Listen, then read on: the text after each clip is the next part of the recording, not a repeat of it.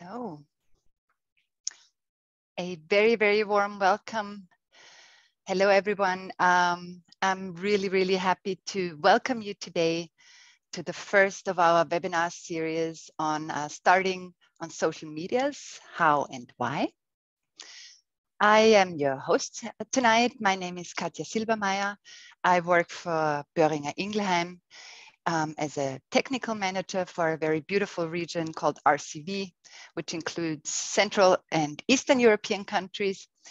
And I'm really happy to have so many participants here today, veterinarians and vet nurses from 18 different countries. And we, from Boehringer Ingelheim, we do not only provide you with innovative and qualitative animal health products, of course, but we really aim at providing you and supporting you with continuous education. And in fact, it was actually because of the feedback that we received from you from previous webinars and previous events that we established this webinar series on the usage of social media in the veterinary practice. So our goal is to support you in your daily practice, and we really hope that you take a lot out of this webinar, a lot of information, a lot of useful tips for the usage of social media in your practice. So we wanted to make this webinar as interactive as possible, and we included some pop-up questions for you.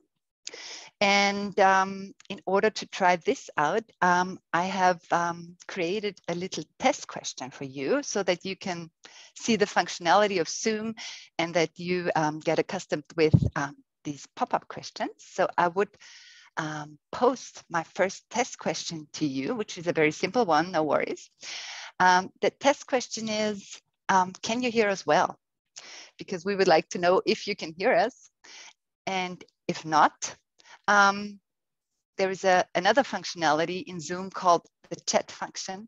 So in case you do have technical difficulties, please use the chat function and we will do our best to support you so that you can really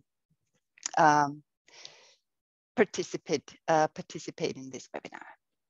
Another functionality is also the F&A part where you can post all your questions. But I can see, wow, we have 100%. Yes, you can hear us well. And very happy to hear that Zoom works and you're all connected. So no troubles here.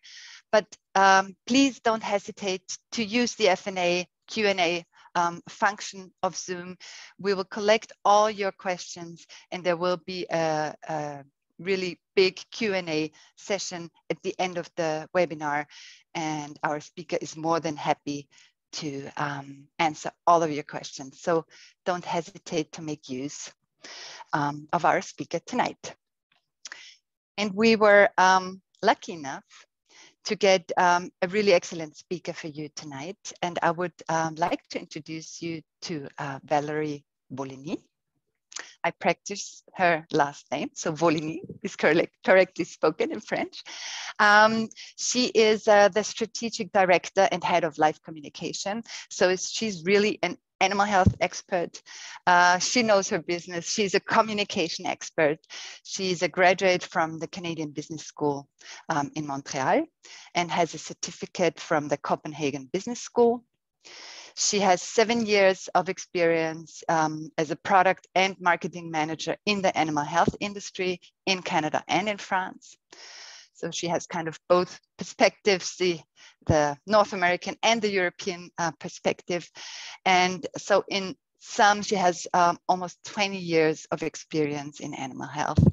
And that's particularly animal health risk communication, behavior change strategy, and global marketing strategy.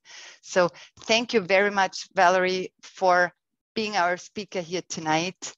And as I said, she is a really experienced professional.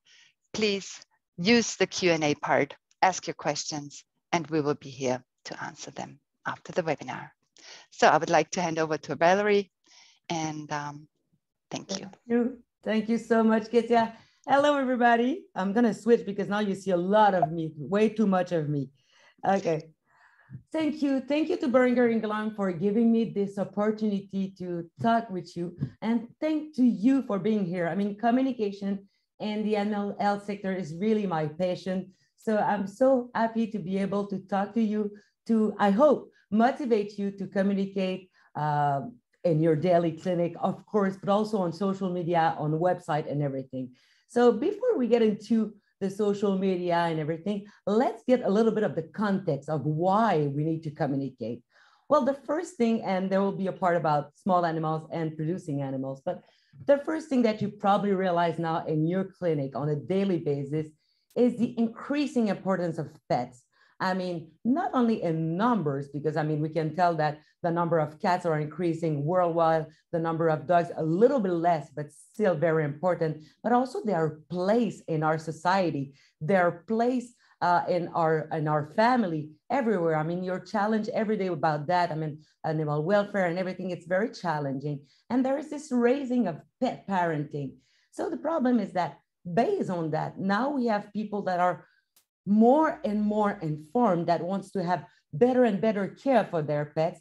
And sometimes it's leading, and one of the problems, it's leading to the fact that we're not yet present enough, will lead to the undervalue of the veterinary acts. It means that people will get the information from someone else, from their neighbor, from social media, rather than taking the information from the expert that is you. And this will lead to another bigger problem at some point, and we'll discuss that. It will lead to not good care, not enough preventive care, and maybe no compliance and things like that. And same thing when it comes to food producing animals. I mean, there is a huge increase of concern from consumers, from the society, a lot of pressure that is put on our farmers to, well, on one side, feed our world, and on the other side, about the environmental impact they have and everything. So, and for you as veterinary clinic, you're also facing another challenge that is related to the disease prevention and the potential outbreaks. And you know it as well, and I know it, you're not the only person speaking with your farmers. I mean, the farmers, let's say, for example, a milk farmer will see the milk technician, the nutritionist. So, and these people might send other information than yours. So the problem is that you might not be as often on the farm than, let's say, the milk technician. So how do you fill this gap between the moment where you go see the farmers, where most of the time there's an emergency, and all the people that they will see, that your farmers will see in the meantime? Well, this is the point where we need to communicate. We need to be there. Same thing for your pet owners. We need to make sure that we communicate not only in the clinic, not only during the visit at the farm. We need to be there before the visit at the clinic. We need to be there before we go to the farm, and we need to be there after. And the way to do it will be, of course, using internet. This is an amazing tool. If you know how to use it, you'll have a lot of fun using it, and you'll realize how much it's helping your development of your business, but also the development of animal health and welfare. Another thing that I want, very importantly, you to understand is that communication is not only crucial for animal health and well-being, it is also part of your mission to protect public health, animal well-being. It is part of veterinary mission to be able to communicate on the risk, to be able to communicate on prevention, to be able to communicate on compliance. So it is part of your mission. It is something that can actually serve your clinic and your business. So let's do it, and let's do it right. Why we need to communicate? Well, because if we do it properly, if we are effective in our way to communicate, we will have better clinical outcomes. I talk about it a lot, but you know it. The more people are well informed, the more they get the information, the better the clinical outcomes will be.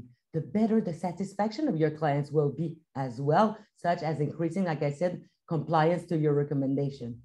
On the other end, failing to effectively engage to communicate with your clients may actually result in health problems, of course, safety, but even legal repercussions, because as I said, it is part of your mission. So globally, there is a lot of advantages to communicate, to make sure that we are there, that we have a holistic approach of communication. And the inconvenience that are very heavy to wear. So let's communicate. So why do we communicate? Now we know that we need to do it. It's part of your mission. This is what needs to be done. And I'm going to repeat it a lot because I want you to be motivated at the end of my speech. But we need also to understand why we communicate. I'm not going to talk about it a lot, but you need to have a very clear objective when we communicate with our clients, either farmers or pet owners. The first aim of communication is to inform. And to inform, you need to present the information in a way that it is understood by your audience. And this will be even more important when you're working with social media, because we have very small amount of text that we can put and a lot of information out there. So we need to exactly communicate in a way to make sure that we inform our client and our farmers in a way that it is understood by them.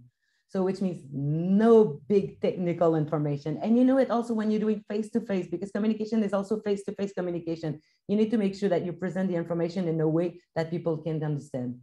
Number two is to guide the people. You need to guide them to make sure that they will take their own decision. And it's even more important now that we're dealing with millennials, with pet parenting, for example, where you probably know it, they really want to get involved. And there are studies about it. They want to get involved in the decision-making process for the good of their animals. So you need to make sure that you inform them and then you guide them. You guide them to make their own judgment, but to actually understand the potential risk if you're dealing with prevention or non-compliance or things like that. The last thing, the third one, but not the least, you need to engage.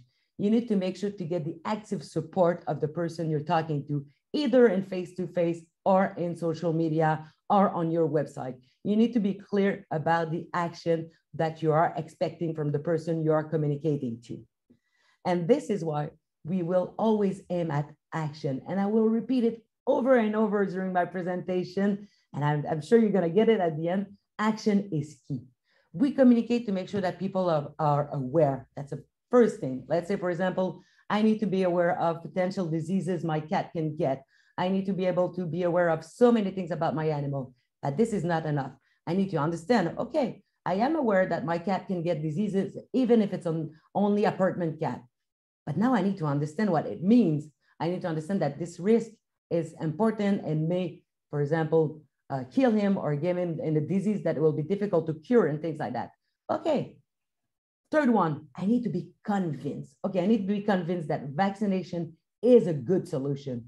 But if I stop there, everything that you did is for nothing, because we need people to actually take action. We need the people, for example, with my cat example, to actually put the cat in the cage, get to the clinic and get their cat vaccinated. So you see that everything that we're doing in communication is really towards the action. And even in a non-veterinary life, this is exactly what you will see when you look at an advertising, for example. If you're looking at an advertising for soap, I mean, the call to action is actually go buy my soap. So that's the same thing. Instead, that because we are in health risk communication, our action is even more important because it will lead to better animal health and welfare.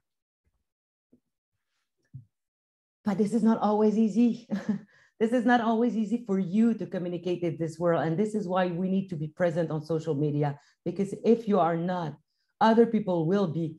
And these are the people who will listen to.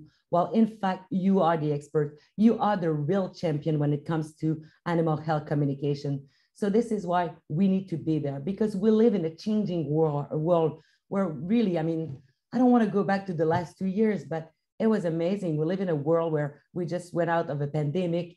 There's chemical, nuclear. I don't want to get into that kind of stuff because it's too depressing, but you know it. The fear of the people, the threat on our head is getting bigger and bigger. And so people are looking for information, and therefore we need to be out there to give good information. Because like I said, if we are not, other will be.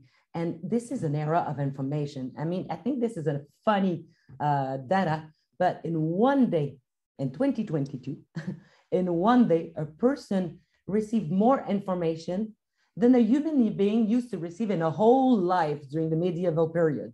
So you can imagine, I mean, it's coming from social media, it's coming from news, it's coming from the TV, it's coming from everywhere. So it is difficult to understand and to be heard in all that noises.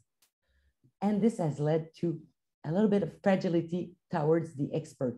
the trust towards the expert has decreased a little bit, depending on the country. And I don't know in one of your 88 countries how it was managed, but the truth is that with the COVID, it was also even more complicated to trust the experts because they were saying different things and so on.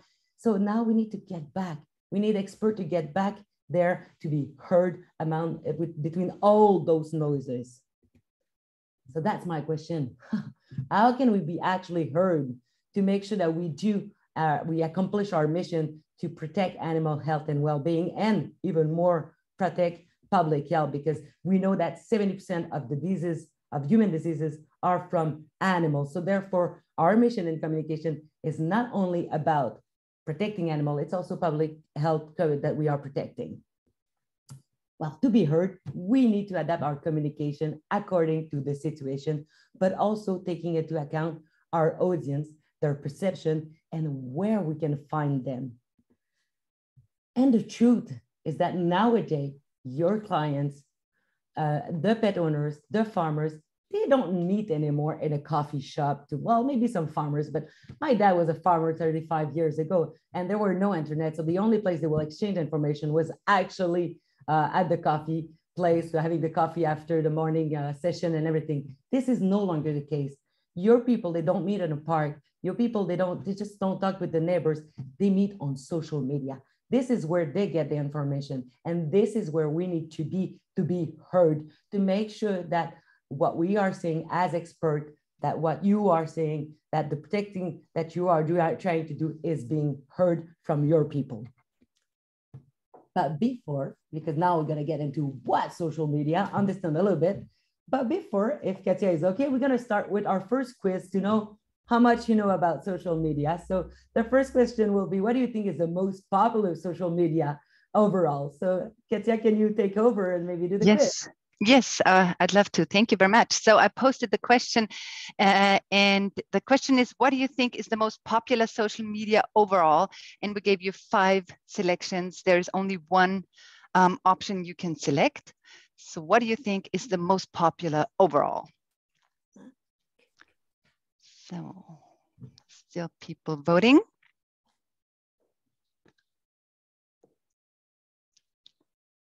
Wait another minute. Like that.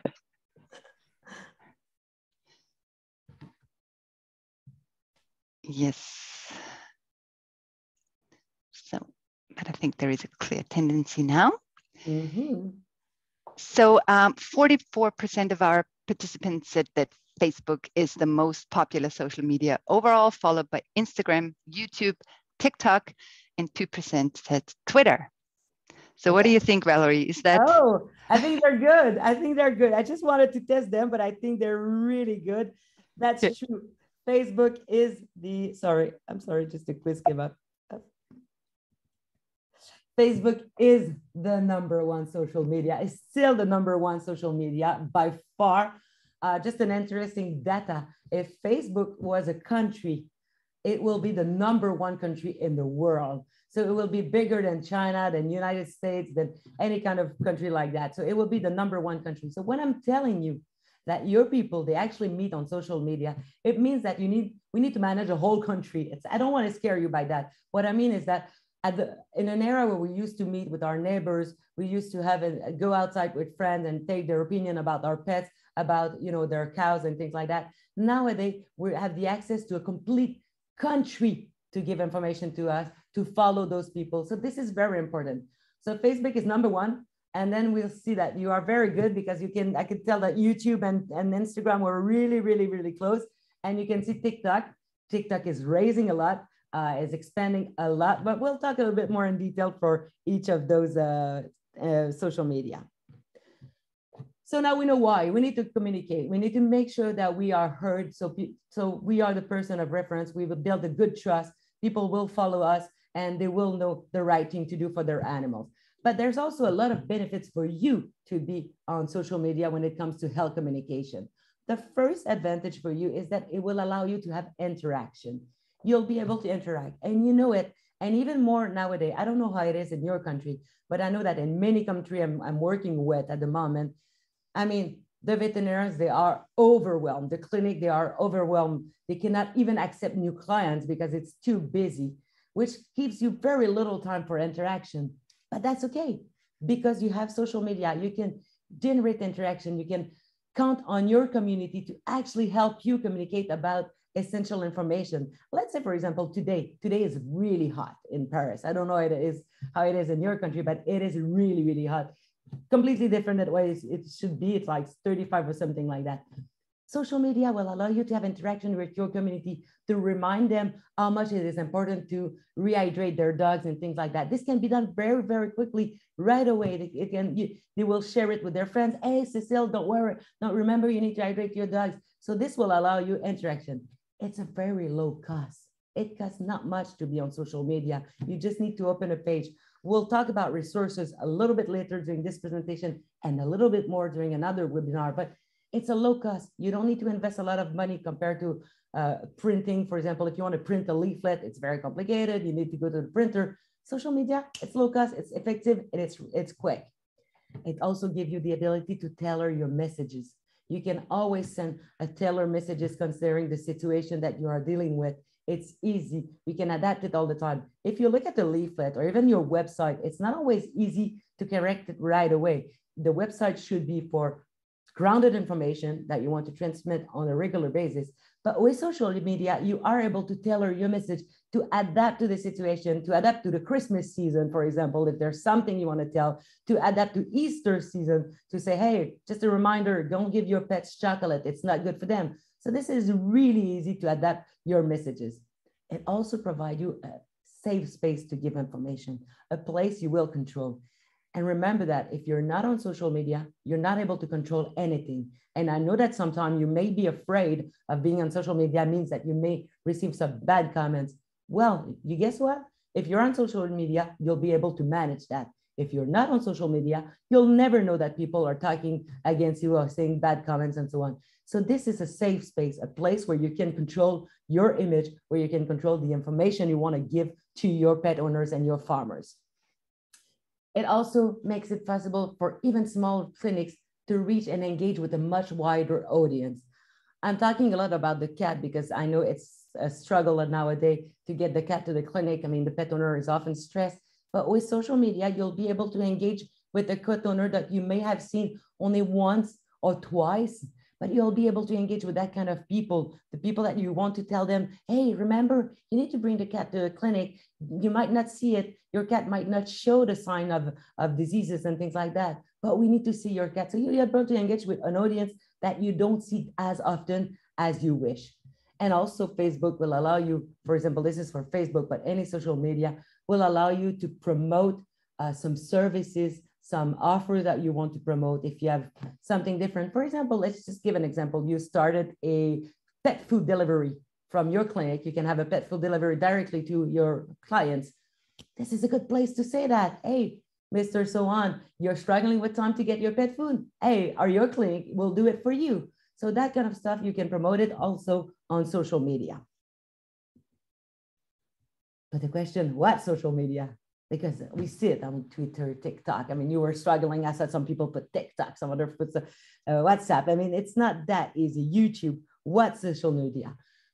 Before we understand which one will be appropriate for you or accurate, or they're all good, but which one you should be starting with, we'll get into a little bit of numbers. I know you're all experts and veterinarians, so I'm gonna spoil you with numbers. You love numbers. So key numbers. Today, monthly active user of social media is 4.65 billion people. That's a lot of people. It means that 58% of the population is on social media, at least on one social media. But just so you know, in per month, a person will use 7.5 different social media. That is a lot. In 2021, I don't know if it's because of lockdown and things like that, but we saw an increase of social media user of 10%. Again, a lot of people. And I think this data that was provided to me by my team, I really like this one. Every second, there's 13 new user on social media. So every second. So count the number of seconds after my presentation, and we'll count the number of new users that there is. I hope that you're going to be part of it. Just a little bit of information about the gender. It's about equal, 46 women, 54 men, but it is a little bit different according to the social media, and we'll get into the detail. So this is good for you to know, because I don't know how it is in some of your countries, but I know, for example, in France, it's mainly the woman that brings the animal to the veterinary clinic. So it is good to go on social media that are more keen to women rather than those that are more keen to men. So we'll see the difference, Twitter, YouTube, which one are more used by men and which one are more used by women. It's just to make you understand how much we can actually be precise in our way we communicate if we know our audience on each social media. TikTok, I want to talk a little bit about TikTok, and we'll talk about it just after, because I saw that a lot of people were voting also for TikTok. TikTok was the most downloaded application in 2021. So those who put TikTok, I think you're the new user of TikTok. I'm a new one. I'm a new one on TikTok as well. So yes, this is the new trend for social media. All the platforms are right there. You may know them, may not know some of them, not all of them, but we'll try to get a little bit into some detail about what to do and which one for women, which one for men during my presentation. Social media user around the world. So just look at your region and you'll quickly understand that you need to be there. I mean, 70% of your clients, let's say the population, so it means that your clients are on social media. I'm sorry. It's reached 81% in the United States. So you can see that there's a lot of people on social media in your country, specifically in your country, and globally around the world. This is few information just so you know. So the global population, again, I'm going to spoil you with data. You love it. You love it. You'll be able to have reference for everything. Globally, the total population is 7.93 billion people. So that's a lot of people. Part of those almost 8 billion people, there is 5.32 people that are on a mobile, that use a mobile. There's 5 billion person that use internet around the world. So, I mean, I remember when we started doing some work for the World Organization for Animal Health about 10 years ago, it was not the case at all. So I think it's really rising the number of people that are on internet, which means that we need to be there as well. Active social media user, we just saw it before, it's 5.65 billion, 4.65 billion people.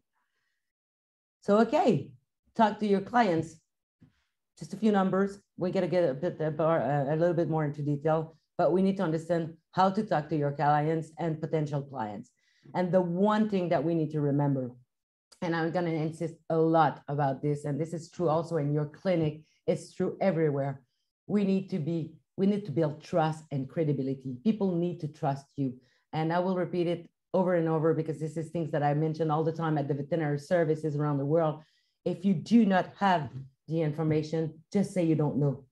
It's okay not knowing. It's okay not communicating about everything on your social media, but you need to communicate on things that you know, on things that you can be credible on. You may want to rely on someone else in the clinic to communicate on something that you don't know, on something that you're not the expert in the clinic, but you need to build trust and credibility in all your communication. And this is true on your website, this is true on social media, and this is also true in your one face-to-face communication with your clients. So a few rules about, what to do when you're trying to communicate on the internet, whether on the website or on social media. First thing, be real. Be real. You need to use a language that is more conversational. I mean, you don't need to get into long technical words, and only if necessary, but if it is necessary, try to make it to give them a definition. I mean, it's the language nowadays is very transparency, very quick, very conversational. So you need to be real about what you're doing. Having a conversation with the viewer is making a discussion that is user-friendly. Same thing, and I think you heard it before, but even in your clinic, when you're trying to explain for example, cardio insufficiency or something like that, if you get into the detail, you're gonna lose the people, and then they're gonna get out of the clinic completely scared that the dog will die from a heart attack. So we need to be simple, very user-friendly, make ourselves to the level of our audience. Just remember that. I mean, there's nobody in this room that will talk with their children like, oh, my son, if you don't clean your room, later you're going to be unresponsible and this will be an issue for my life. No, this is not the way it works when we talk with the kids to clean his room. We make ourselves to the level of the kid. Most of the time, we actually go down to be at his level, even for the high, So this is what we mean by making yourself real and making yourself at the level of your audience. We need to make sure that the way you talk, if you try to create some posts in the beginning, make sure someone not in your veterinary business will read it, and make sure that these people will understand. Make sure that you're real and make simple concept. I know I'm repeating myself, but it is so often forgotten that people tend to, get in all the expertise, the explanation, and so on. So be real. Determine who you are. I mean, I know it's easy for me and my local leader, just to talk about you, but you are your own marketing, and it is very important. Your online presence, it gives you a voice. You need to embrace the personality that you want to transmit to your clients. It is very important. You need to build your own marketing and the way that you want to be perceived. You have a own personality. You know what you care for. It will be, maybe if I was going to do a roundtable right away with the people that are attending this webinar, it will be completely different, because there are probably some clinics that are very technical experts or reference center and things like that. Other, you're more like the local veterinary clinic that everybody comes to. It's okay. It doesn't matter who you are, but as long as you know who you are. So this is a practice management consultant that quoted to the veterinary clinic, and this is why I want to put it there. He said, okay, what kind of hotel chain will you be? Are you more like a Hilton or Marriott or even a Holiday Inn? The Holiday Inn that's very convenient, affordable, and things like that. You need to know who you are.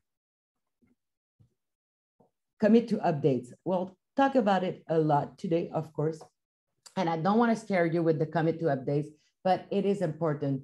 Information should be updated regularly, and we need to respond to the question in the comments. Not all the comments, but we need to be there. Let's go back to, it's a person that is asking a question about the idea that the dogs needs to drink water. If someone is asking a question, we need to make sure that we answer. Why we need to make sure that we answer? Because it's a way to build our community.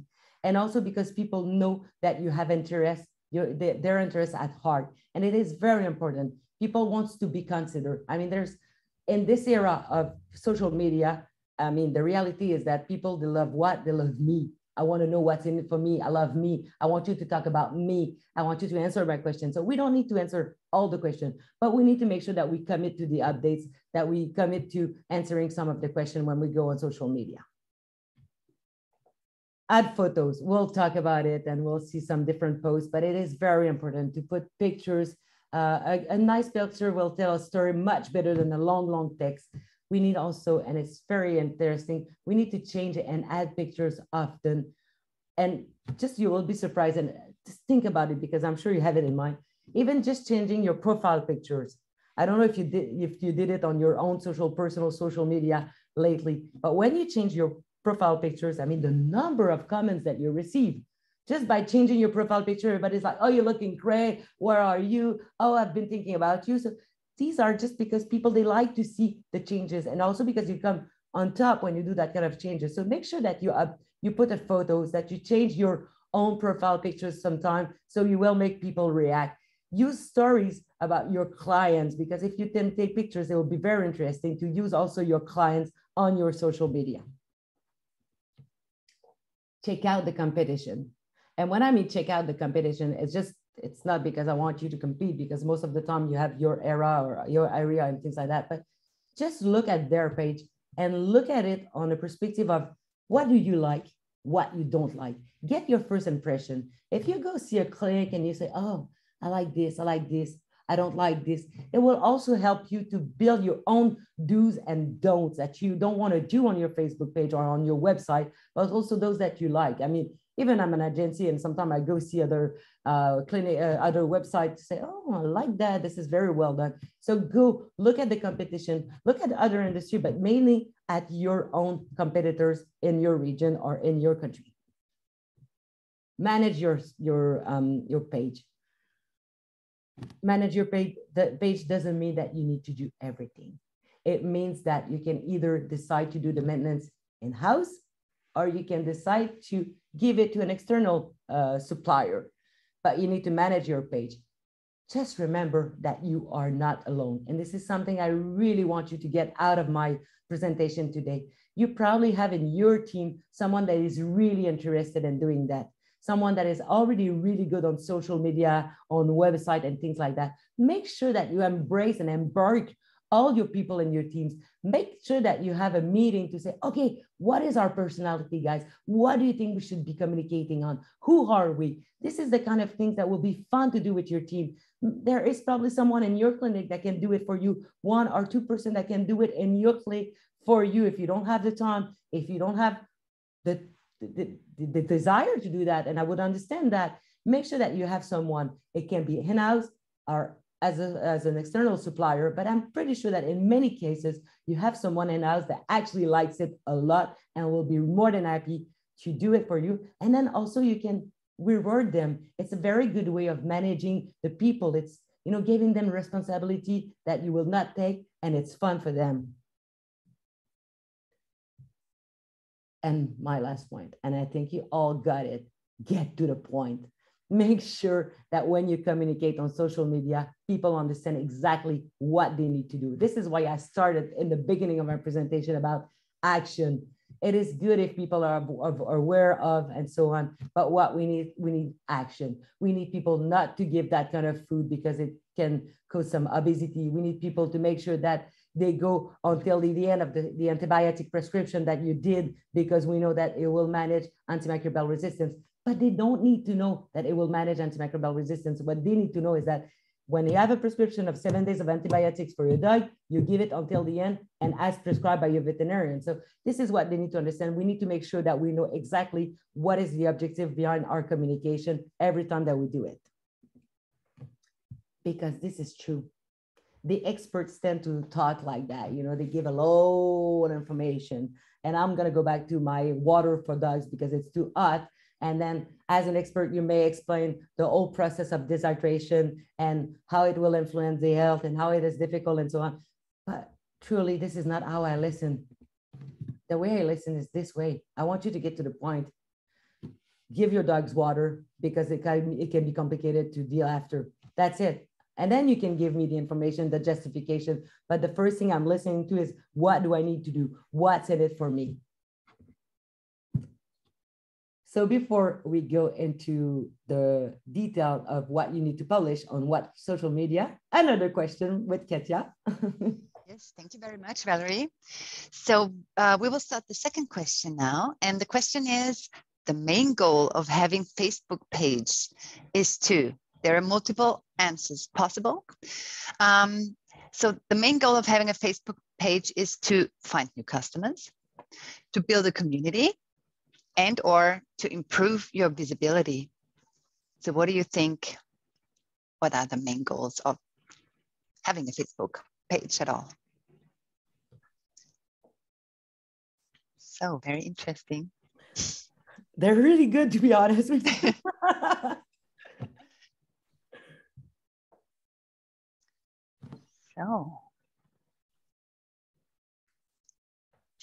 So I think I will stop the survey.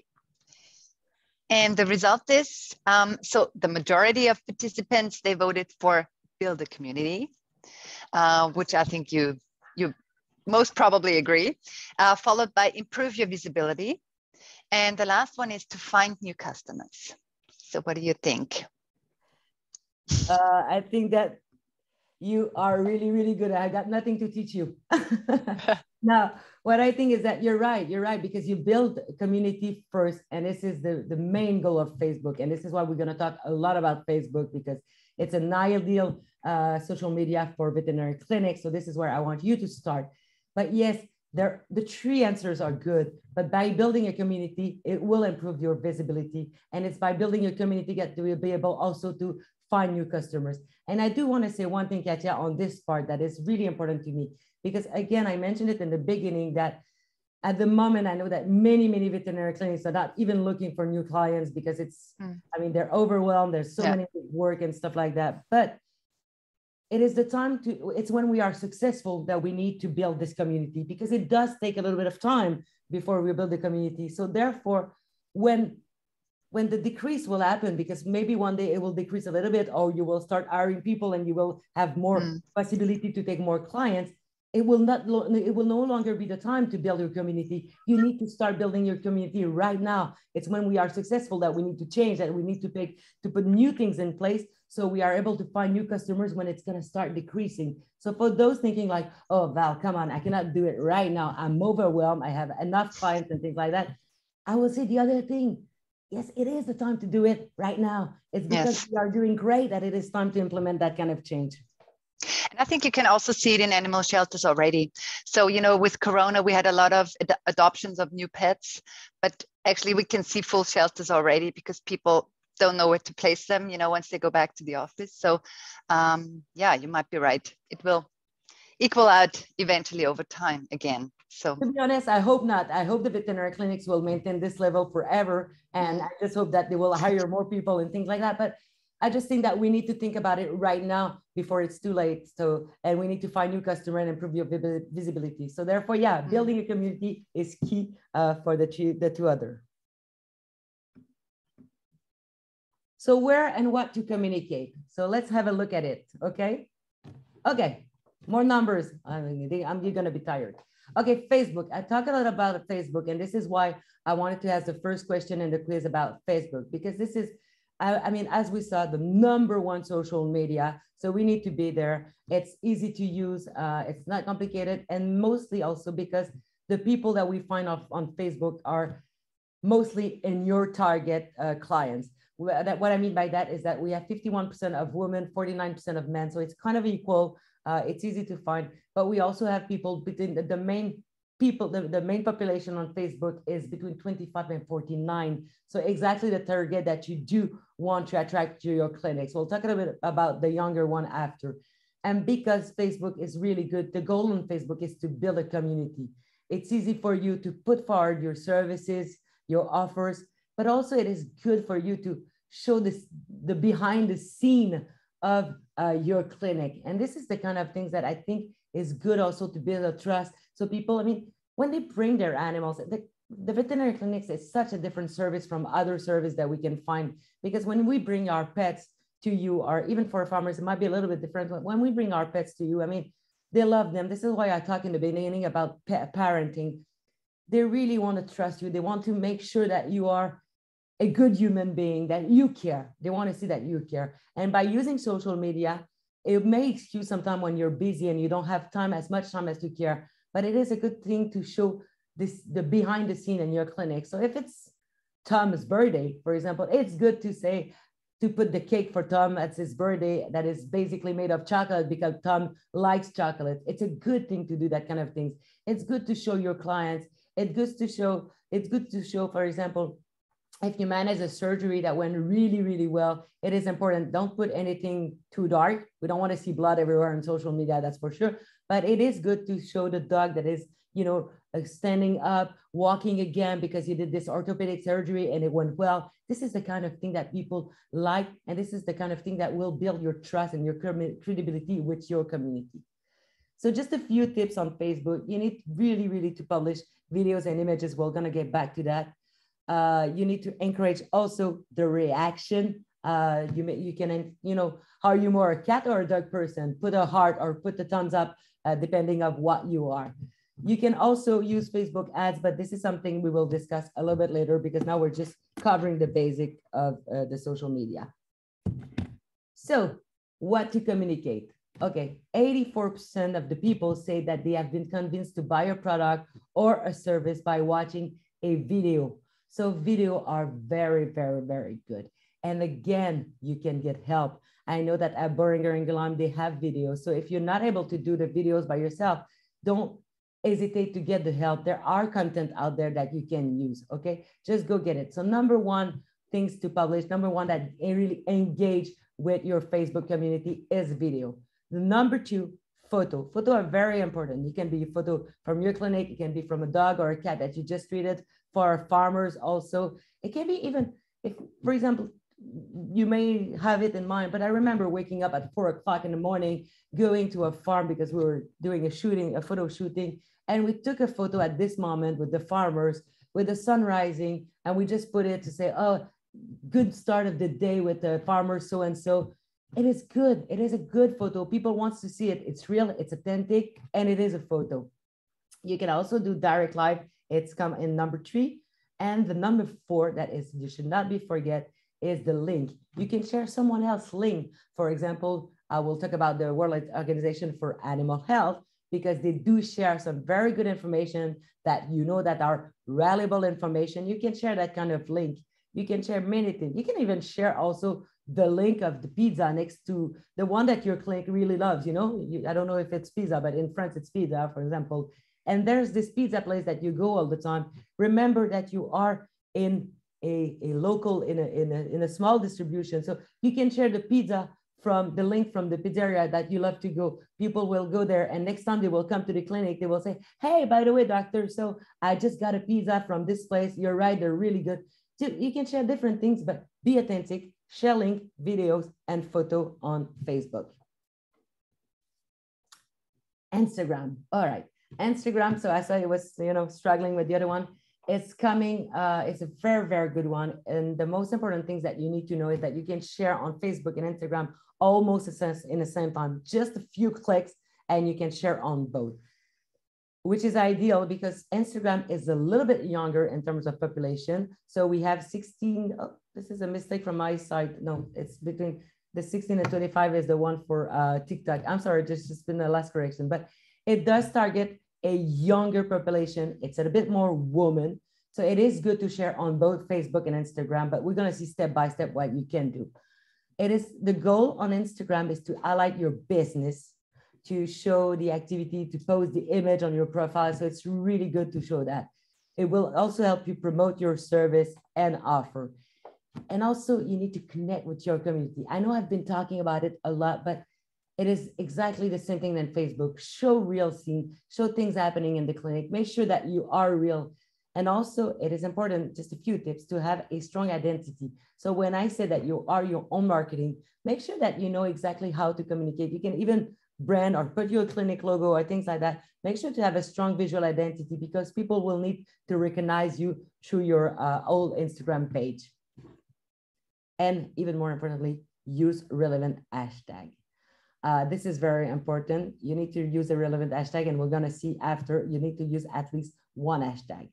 The last thing that I want to say about Instagram is that there's also the possibility of using influencers. You don't need necessarily to do it unless you have, like, for example, a client that is a huge influencer. I mean, you can count on her or him to do the job.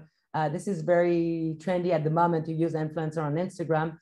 There are legislation in place to make sure that they don't promote anything, but they are good to use, and we're starting to use them more and more when it comes to awareness about vaccination, for example, or preventive healthcare and things like that. They are very useful. And farmers, we also have good influencer that communicates to the public, but also to other farmers, and it is very good to use them as well. So what to communicate on Instagram? Well, no surprise, we need a hashtag, at least one hashtag, to make sure that we have more engagement. I mean, just if you look at your own, if you have an Instagram page, you just put Paris, hashtag Paris. I mean, right away, there's a lot of people looking at your page because this is a very popular hashtag. So you need to put at least one hashtag to engage more with the people, okay? And also, well, you need, again, to use video. Videos are they create 2 times more engagement than photos. But that's okay. You don't need to put all the time videos. It's not because I'm telling you that videos just does generate more engagement that you need to use only videos. You need a mix of everything. And the good thing about social media is that it's a good test and learn. So you can test with your team, do this video and it doesn't work. That's okay. We're not going to do it the next time. It's cheap. You can do it. You can try as long as you are trusted and credible. YouTube, I'm going to spend less time on YouTube because, again, I really wanted to emphasize YouTube, Facebook and Instagram, because these are the 2 main social media you should start using in the beginning. But YouTube is still a very, very good social media. More men, it's a more manly social media. The users are between 18 and 34 in terms of age. Just so you know, it's a very interesting fact. People on average will spend 13 hours per month on YouTube. And they actually believe that if it's on YouTube, it's true.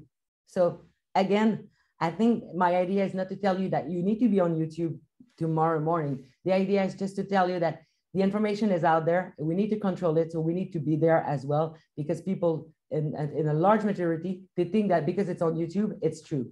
So this gives you an idea of how and why we need to be on social media. TikTok. I know you all want to hear about TikTok.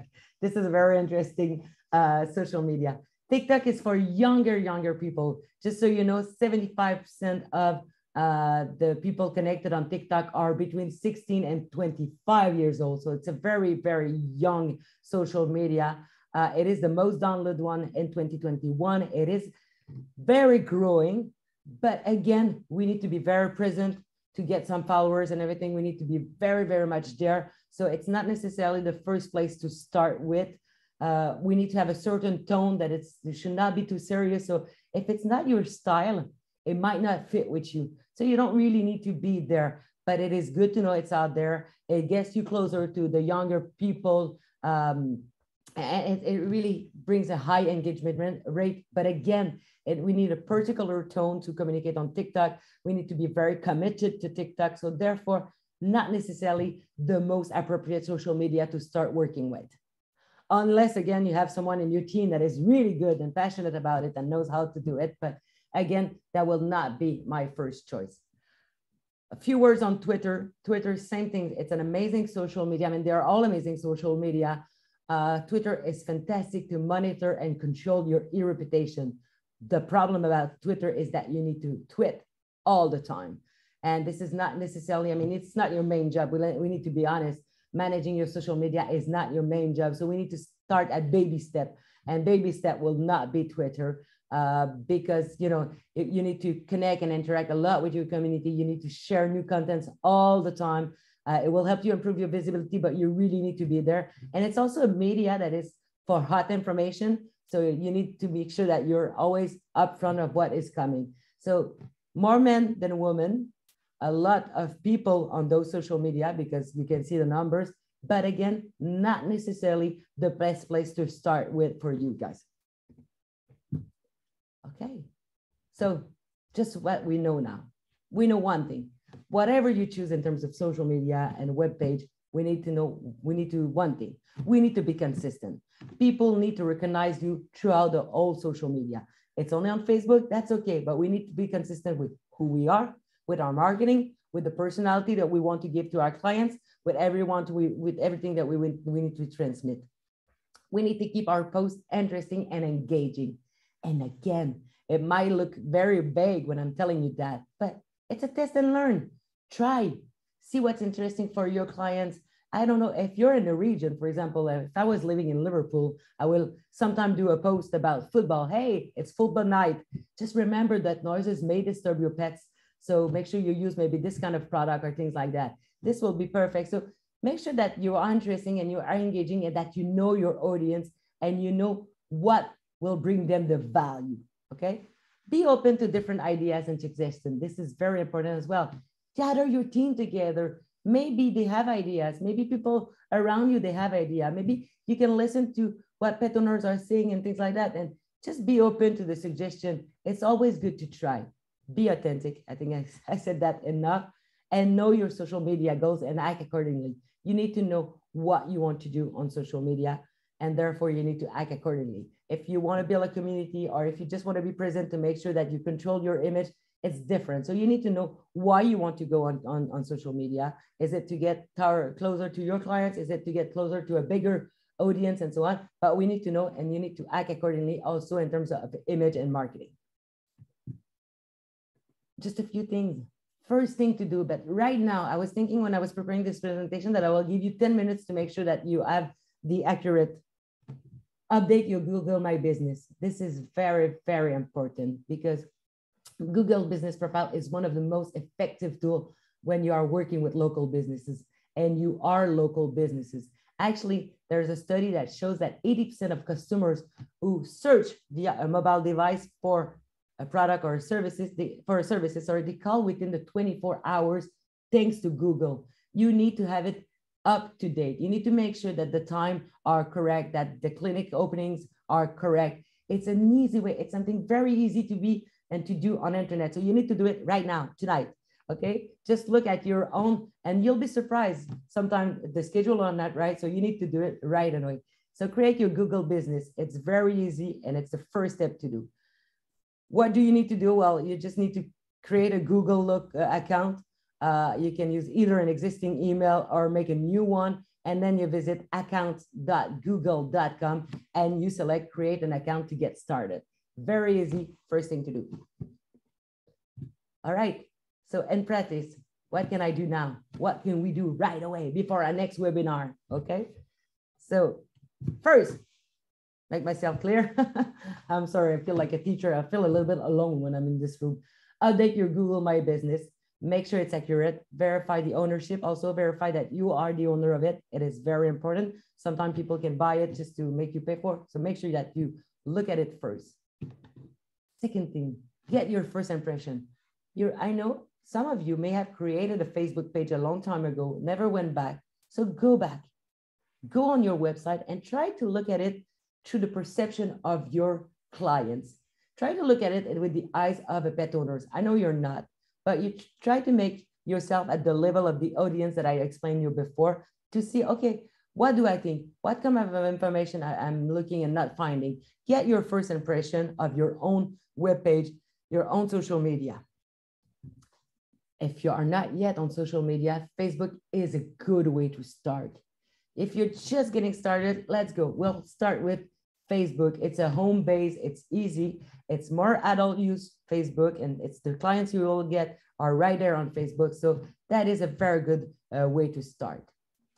If you're feeling very comfortable with your Facebook page, you think it's solid and you want to reach out, you want to shine a little brighter, well, let's go with Instagram. Like I mentioned, it is easy to connect your Instagram and Facebook account. It will allow you to reach a more wider audience because you will reach older people, well, older people and younger people on Instagram. So it will be a good solution, a good mix for people that are motivated right away. Allocate resources. I'm going to spend just a little bit of time about that, but we need to know that, I mean, this is the whole point of the beginning of my presentation. We need to be there. We need to be heard. We need our voice of expert to be heard from our community, from pet owners, from farmers. So therefore, we need to be on social media, but we need to be honest as well and transparent. It will take a little bit of time. So you need to allow a little bit of time for you or for someone in your team. Remember that? So be honest and just say, okay, I'm going to try to post at least once a week. So how much does it take? How much time does it take me to make a post once a week? Okay, it takes me an hour, for example. So I need to put in my schedule 1 hour where I know that I'm focused on my social media and there's nothing else I can do. It will also require a little bit of effort. The more you work on social media, the easier it will get. But you need to make sure that you commit to answering some questions, commit to answering some comments. Again, you don't need to answer all the comments because I know, for example, if it's your, let's say you want to make a post about it's the 10th anniversary of the clinic. Well, if you have a good community, you might expect to have a lot of comments to say, hey, happy birthday to the clinic and things like that. You don't need to say thank you to everybody. You can make a global post, but you need to make a little bit of effort about that. And you need to put people. And again, try to find the people internally in your team. I'm pretty sure that you have people that are motivated by social media, that they are doing it very well. Give them the time. Although if you're taking, for example, if you are nurses or technicians and you are doing it for your clinic, you need to make sure that they have time. And you need also to reward them for doing this because this is a good job. This is something different and they will enjoy it. And this is something that is actually a good motivational element for your team. Your role in conversation, I talk about it, is to try to generate conversation because again, we're trying to build a community. So people, they like the same thing. They like cats, they like dogs, they like cows, they like producing milk and things like that. So we need to generate a conversation. We need to interact with your audience and you need to answer, you don't need to answer every comment and you don't need to know everything. Just before we go any further, I'm gonna give the floor. Maybe you need to look at the post. There's 3 posts, post number 1, post number 2, and post number 3. So based on what we saw, based on your experience, what would you think is the most efficient post? And I will give the floor to Katia for that. Thank you very much. So we created another poll. And so you're welcome now to assess the 3 Facebook posts. And our question is, what is the perfect post according to you? And it's just 1, 2, or 3. So what do you think in your experience or in your feeling? What is the best post or the most efficient post? Okay, that's very clear tendency. Thanks for submitting your votes. Yeah, there's a very clear tendency.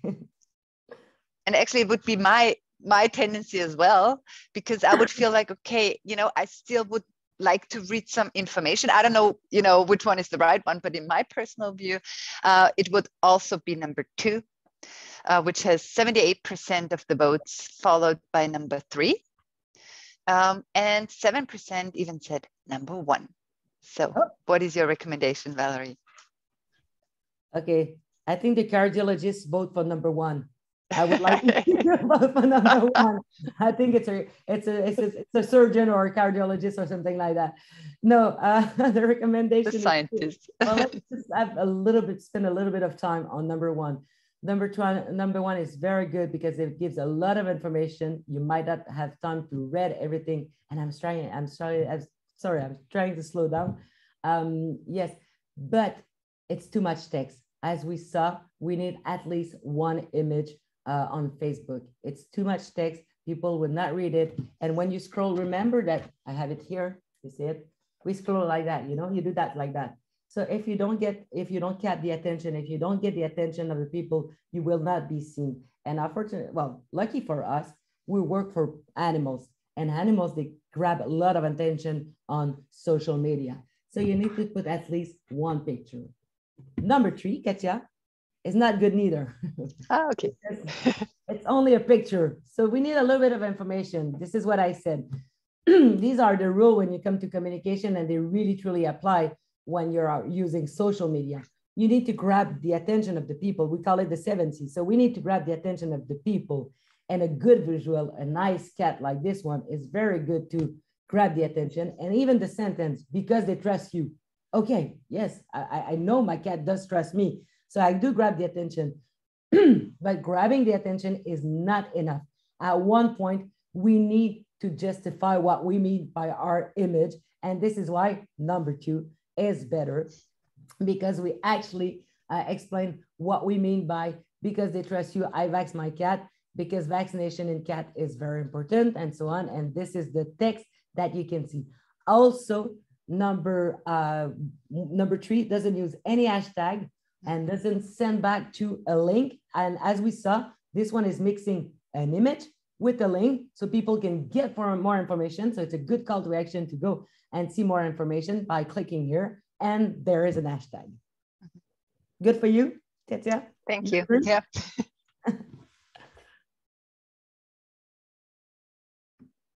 Okay. So this is what I just said, but I will repeat it. For the perfect post in practice, you need at least a picture, a video, or what we call an infographic. These are very useful in health communication. You can explain just by 2 or 3 steps, very easy in an image, what to do to make sure that your dog doesn't get too hot and things like that. I'm sorry, I'm talking about hot today because it's really hot in Paris. Next time, maybe we're gonna have a meeting. It's gonna be September, so it will be cooler. And we need a brief narrative, 2, 3 lines, 4 lines, something very straightforward with a call to action. That can be click on my veterinary clinic to know more. That can be bring your cat to the clinic to get vaccinated, but we need a very strong call to action. Use existing hashtag if you want a fast spread. In the case that you just saw, we are using the hashtag #IVaxMyCat, so it means that you will also enjoy from the power of the whole hashtag of the other people. Very, very important, because I talk about it a lot, that using the people that are coming to your clinic is very, very, very good. But don't forget to ask for the consent. It is mandatory. you need first to have the permission to use the photo and the video. And you can even, if you decide to go on your social media, have some consent forms, you know, in the desk right there, because sometimes the thing is happening, you take a picture and you want to use it. So make sure you have some printed already. Hey, Mrs. This, can you sign this? Because I would like, here's the photo. You like it? I would like to use it on our social media. Can you sign it right now? So this is very good because people will feel that they are important, because I love me, of course, with social media, but also it will avoid for you to have any problem, because social media are very good. So you don't want to have problem related to permission or photo. Make sure you have the credit and you put the name of the person if they requested. Make sure also to show the photo or the video, because nobody likes to look like that on the photo, you know? You know what I mean? Nobody likes that. So you need to, I hope nobody took a screenshot at this moment. You need to make sure that you do have the consent of the people in general, and you need to, they need to know for which photo or which video you want their consent, okay? Just a quick example for you, because if you are getting started, I want to send you on a clinic that I think is very well done. It's called Vets for Pets. They have a huge branding. They are very good at marketing. I'm not showing you this example to tell you this is exactly what you need to do, because you know what you need to do, because you need to establish your personality, your style of marketing, and so on. I'm showing you this one because I think it's a very well done. So they have a lot of likers, a lot of followers, and they really apply a lot of things that we saw today. So they always mostly have image. So when I say that they show some behind the scene image from the clinic, you can see the photo with the ladies, with the Irish and everything. It was probably St. Patrick's Day. So this is the kind of things that is very good. Hey, at the clinic, we are celebrating St. Patrick's. So happy St. Patrick's Day to every Irish people from our customer base and things like that. This is very funny, but they also have very technical, more information with a checklist. So this is what I call the infographics, or I'm going to use my mouth, right here. So each skin checklist, just a checklist. It's an image, but it's an image that will really give a straightforward call to action. Hey, check if your dogs or your cat is having some, you know, itchy skin problem that may incite you to come to the veterinary clinic. They have the same thing for anxiety. They put video. I really encourage you to go and see that. And this is an example of a dog that's been cured, and it's very lovely. Again, it's behind the scene. It's something that they want to show to their customers about their clinic. Of course, it is very well branded with their logo everywhere.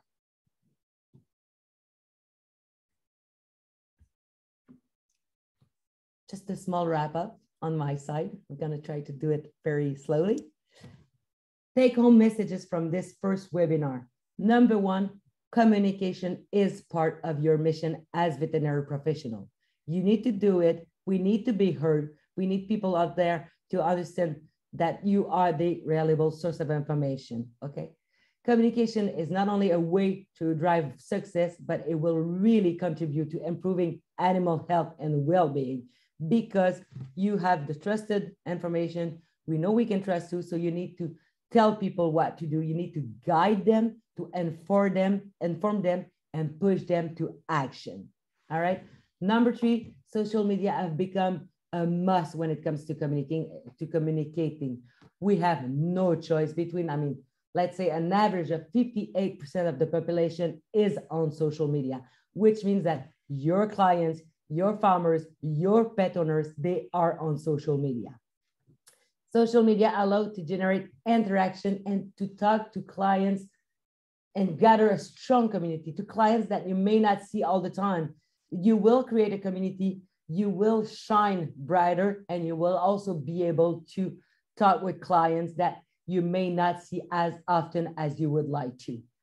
Facebook also remains the most popular, and you were right about that, the most popular social media. So it is a good way, it's a good place to start on social media. Number six, focus on quality.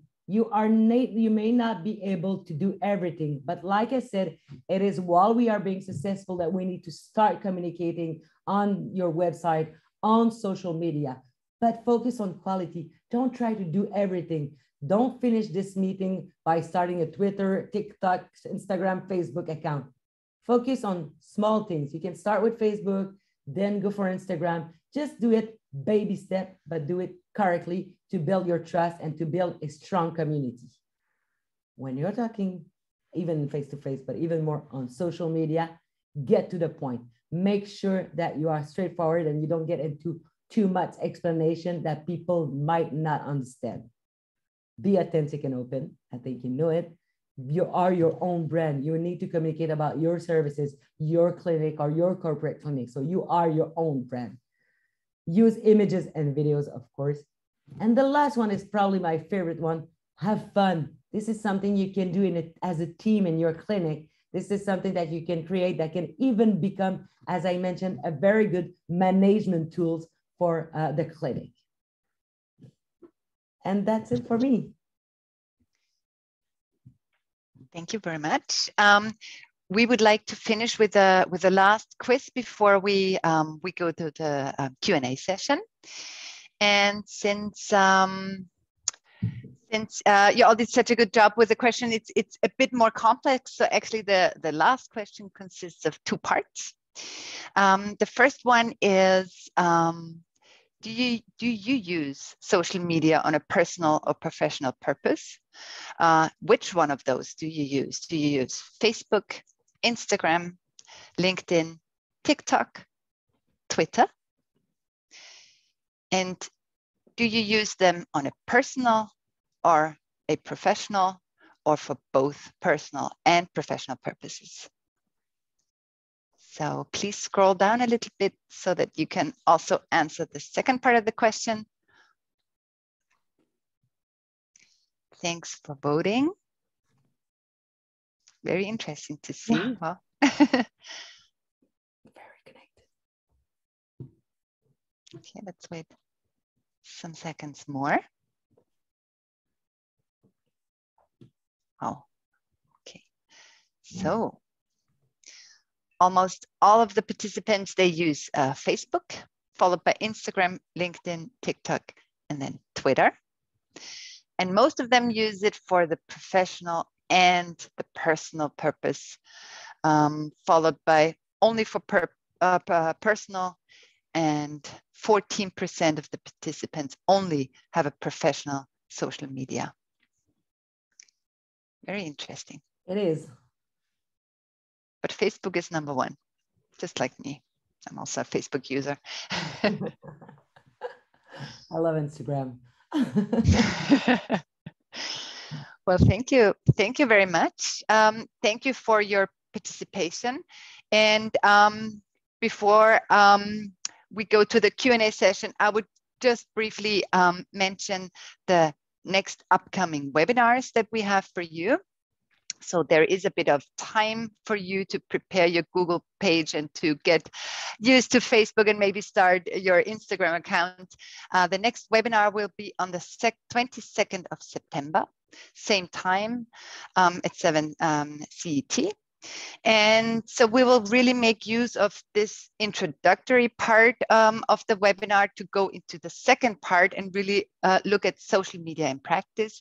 So Valerie has prepared some very interesting topics on how to organize your communication. What are bad and good comments? How can you best reply to, for instance, a bad comment on Google, and also have a small practical session, how to build messages in a post, and also how to build images and videos in a post. So that will be the second webinar on 22nd of September. We all hope to see you there. And the last one is on the 17th of November this year. And that will really be the third and last part of this series, how to implement and also evaluate successful campaigns. So Valerie will guide you through the implementation of a campaign, to create a community to ensure your followers become your ambassadors. That's a very important point. So to have really people in your surrounding that are your ambassadors and will promote your practice to their friends or to their fellows on social media. And the last point is to evaluate the success of a campaign, because there are certain key performance indicators that you can use to see, okay, the campaign has worked well or not. So we really, really hope to see you on September 22nd and November 17th. So please feel free to post your questions. We still do have times in the Q&A part, and I am happy to ask some of the questions to Valérie. One participant, he said you recommended Facebook and possibly Instagram, but do you have a number what the average age of Instagram users actually is? Yes, yes, and I'm sorry, I will need to send it to you after, because there's been a little mistake on the Instagram. It's a little bit younger, so I think we're looking more like, sorry, if I can go back to my presentation. All right. So, you know, so Facebook is, sorry. Facebook is between 25 and 49, while on Instagram, it's 25 and 34. So which means that you still have the younger people on Facebook, but you will have people also until 49 and even older, because I think that, you know, there are a lot of people, while on Instagram, you will be really focusing on 25, 34, sorry, group of age. Mm-hmm. Okay. Thank you. Thank you. One question was also, what are the average costs involved? What is your suggestion, or is there a guidance? Very, very, very complicated to answer this question.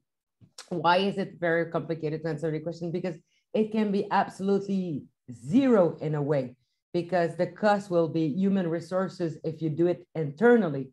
So I don't know who will do it in your clinic, and how much you pay this person. But if you do it internally, it's very, very little, because there are so many things it will cost you a good iPhone and a person that dedicated to that, maybe 2 hours a week or 3 hours a week or something like that. But you can also go with an external person that will do it for you. And in this case, again, you can have a community manager that is dedicated to your clinic, which means that you're looking at maybe €1,000 a month or something like that here in France. I don't know what is the cost in your country. So to be honest with you, I mean, budget for social media can be from zero till billions of dollars for big companies. So it's very complicated to answer this question. This is why you need to decide what are your objectives, what kind of resources you need to reach that kind of objective, whether you want to do it in-house or you want to do it outside.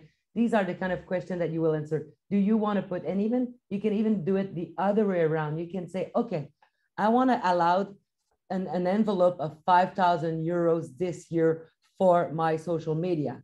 So, and then you go and see someone that will, you know, what can you do for €5,000? So this can also be done this way, but it doesn't have to cost much money. You don't need advertising necessarily. What you need to do is commit to being on social media and decide if you want to do it in-house or not. Mm-hmm. In terms of commitment, actually, we had several questions. One was, how many Facebook posts would be relevant? 1 to 2 per week? Or what's the average amount of posts that you would need to sustain your Facebook account? 1 or 2 a week that are good. Again, this is one of my, well, this is exactly what you see on the screen at the moment. Be focused on quality. So 2 or 3 posts a week is perfect. It's the exact number that you should be looking at. You don't need to do more than that. You need to focus on the quality. So you don't need to send a post every day. This is not necessary. 2 or 3 posts a week for a veterinary clinic is just perfect. Mm-hmm. Even one will work. I mean, 1 is better than nothing, but 2 or 3 will be the ideal. Okay, thank you. Another question on Instagram, which one is more effective, a story or a post? Story. Well, stories are better. because it does generate a little bit more engagement, and it's easier to see, people are more connected and so on. So if you have to choose between a post or a stories, you need to choose a story. Mm-hmm. Thank you. I also have two questions which are a bit more critical. One is maybe more a comment. It needs a balance between personal interaction and social media. The worst case scenario is where the website, the Facebook is super, but the reality at the waiting room is horrible. So nobody says hello, nobody says how are you, nobody says please take a seat. The best is a balance between face-to-face and social media with a nice, warm, professional, personal communication. Would you agree, Valerie? I couldn't agree more. And again, we were talking about, you know, someone that will post, that will write something on your website or comments on your Google to say, this clinic saved my dog. You need to say thank you. But this is the same thing when people come to the clinic. You need to acknowledge, thank you for bringing your cat here. We're going to take good care of you. I couldn't agree more with that. I mean, if you have a horrible situation in the clinic, it's not good to go on social media. It's even pointless. You need to thank you. You need to acknowledge about, you know, this is very, very important. And everything that I'm teaching about communication and grab the attention and go straight to the point to make sure that people understand, put yourself at the level of your client, understand that your client's perception is their reality. So even for you, it sounds stupid. It is not stupid because this is the way they perceive things. So you need to put yourself in the mind of your clients, make sure that you understand their perception. So I couldn't agree more about that. Clientele service in the clinic is the first thing to do, to make sure that the whole teams commit to give a warm welcome to the people when they are coming. If you get in a clinic and nobody say hi, it's just horrible.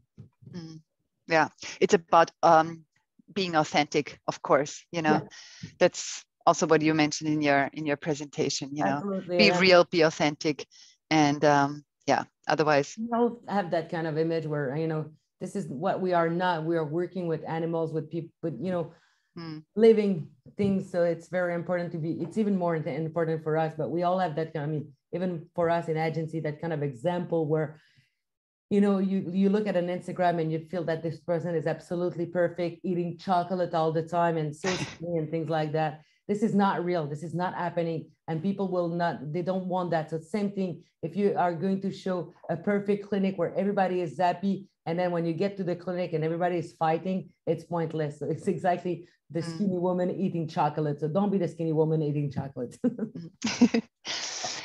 Another more critical question is there a study to show the return of investment in the veterinary profession when they use social media versus when they don't? Are there really studies that show, okay, before and after social media use in veterinary practice? Is there such detailed information? I'm going to apply to myself things that I teach to you. I think there is a study in the US, but I'm not 100% sure. So I will check that, Katia, if it's okay. We can send it after. Yes. I think there is a study done in the US, but I need to double check because I don't want to say yes and lie to you because I told you that you need to trust me. So yeah, it's a very detailed also. Exactly. So let me come back to you about this question. No worries.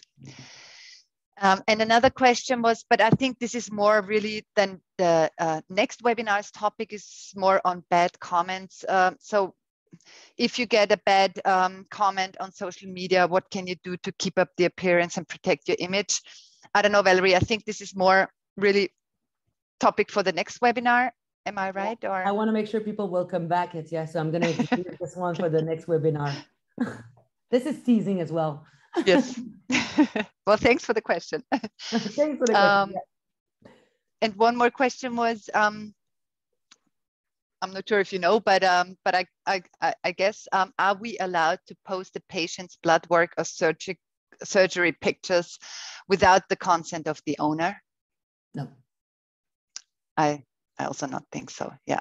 No. And medical information. I mean, without going into the legislation and things like that, you really need to get the consent for two reasons. It is a good moment between you and your client.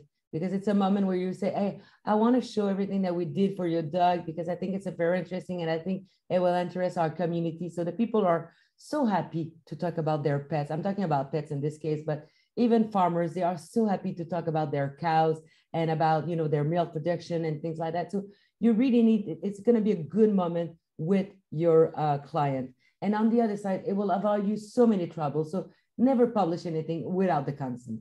Mm. And even for your team, to be honest, if you are going to go and publish some of the photos of your teams, you know, having dinner or having a Christmas tree decoration or things like that, make sure you get the consent from the beginning if it's not already in your contract. Just, you don't want to deal with that kind of problem. A very interesting question just came in. Maybe that's also a perfect question for you. If you're in a bilingual environment or a bilingual region, how do you advise to manage the two languages, French and German, double posts every second in French, or is there a strategy in countries where you have two languages? This is a very, it will depend also on the social media, because you don't want to end up and the length of your post. So you don't want to end up with too much text. So you may, if it's a big post, you may want to do it in one language and then the day after in the other language. If it's not too big, you can put both. I think it's a test and learn. So you need to see what works, what doesn't work. But I will just try to be careful, not too many texts, because I am, well, as you can imagine, I am Canadian. So we are stuck with French and English, but it is legal in our situation. So if a brand wants to communicate about something, they need to communicate in both languages. But basically, try to maybe do one post on one language, another post on the other language. Try to mix sometime and see what fits best for you. Again, it's a test and learn. Social media. Mm-hmm. That is true. And the last question that just came in, I think we talked about it, but there seems to be a lot of interest in, you know, consent forms and how to manage, you know, posting patient information or medical information. The question is it important to have a written permission for using pictures and other information from the clients, or is it enough to talk about this with the owner and get his permission in the spoken way? Well, I'm a communication agency, so I need to be fully honest with you. I would never do anything without the writing permission.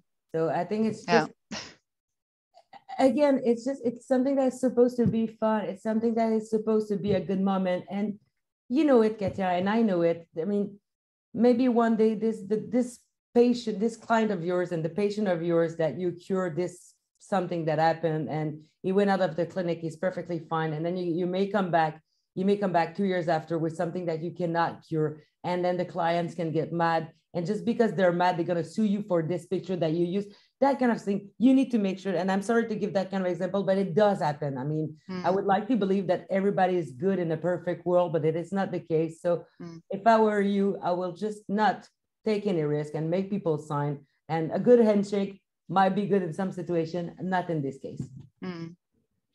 And I think, you know, patient owners, they feel appreciated also by, you know, veterinarians asking them for a permission to use a certain image or to use their animal for their Facebook pages. So it is also appreciation for pet owners. Oh, yeah. So I think most of the time they will agree and they will, you know, have no issues really signing a small sheet with a consent or with their approval. And to be honest, if they don't agree, you have your answer. You know that you will be in trouble if you were going to post it. So. Yes, thank you very much. Thank you, Valerie, for answering the questions. Just the last teaser, please come to the next webinar, September 22nd. It will be really making use of this information and all the data and the insights that we received tonight from Valerie. It will be on building key messages and promoting it on the appropriate digital channels that you have all learned and heard about. Build a social media plan This refers a bit to how often do I need to post something, how many times should I post, when should I post, what kind of topics should I use, and last but not least, tips and advices how to facilitate your communication on social media, and how to really build your image. So it will be worth coming. Two more things. Handouts will be provided to the participants who left their email address. Valérie has agreed that we can use handouts from her presentation, so that also maybe you have a reminder what to do until the next webinar, you know, the Google thing and the Facebook and the Instagram thing. There will also be a survey sent out to you because, as I said, we really value your feedback, and this webinar wouldn't have happened without your feedback. It was a clear suggestion from you. So please use the feedback also to give us information on topics that you would be interested in. We're more than happy to support. And also there is a recording that we did, which will be available. So yeah, we are really, really keen on giving you all the information needed for a successful social media campaign. Thank you so much, Valérie. Thank you for the nice insights for this nice evening with you and with so many participants from so many countries. I'm really happy and thrilled of the interest in this topic, and I will leave you for the closing words. Thank you very much. Thank you to Boehringer Ingelheim for inviting me to be with you today. Thank you for all of your question, your attention. Again, I couldn't agree more with Katia. Give us your feedback, because my understanding, I never know the level of knowledge and usage of social media. So we'll be more than happy to adapt the content to exactly what you need. Thank you very much. I mean, go check your Google My Business. Make sure to start your social media for the next session if you haven't done it yet, and go get your first impression. And thank you so much for listening, and have a good night. Bye-bye. All the best. Bye-bye.